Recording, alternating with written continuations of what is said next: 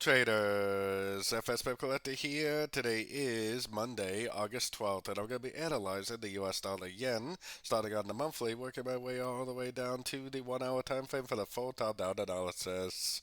So on the US dollar yen, I definitely think it looks like the end of a wave 5, and if it is the end of a wave 5, eventually, it will most likely go down and take out the low of wave 4. Now, that could possibly take a year or more to play out, but worst case scenario, this turns into an ABC crescent to the last 5 waves up.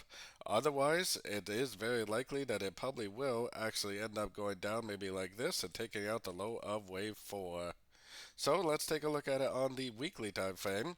On the weekly time frame, we definitely did make a pretty big bounce at the 78% fib.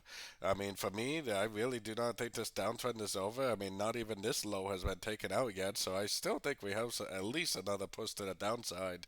So let's take it down to the daily time frame where we can actually see the structure of this move down, because on the daily, I still think it looks like a 1, a 2, and a 3. We've been going up for quite a while now, but I still think it's a wave 4. I still think at some point it's going to go down for a wave 5, and this is all either a wave A or a wave 1, just like what I was showing on the higher time frames.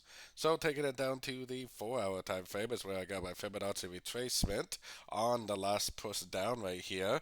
I'm definitely looking for a Fibonacci bounce, and especially if it breaks structure to the downside, that's going to be like a bonus. If we get like a double top at a fib level, a nice break of structure, that's exactly what I would like to see for an entry to go short for the continuation of the downtrend, likely a wave 3, likely a wave 4, and likely a wave 5 of this A or wave 1. So taking it right down to the 1 hour time frame.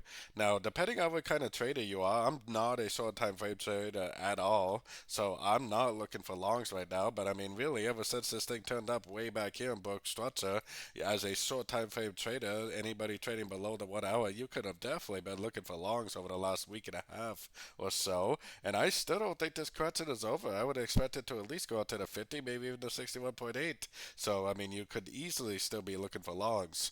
I am a swing trader, so I am patiently waiting for the sorting opportunity at the end of a pullback.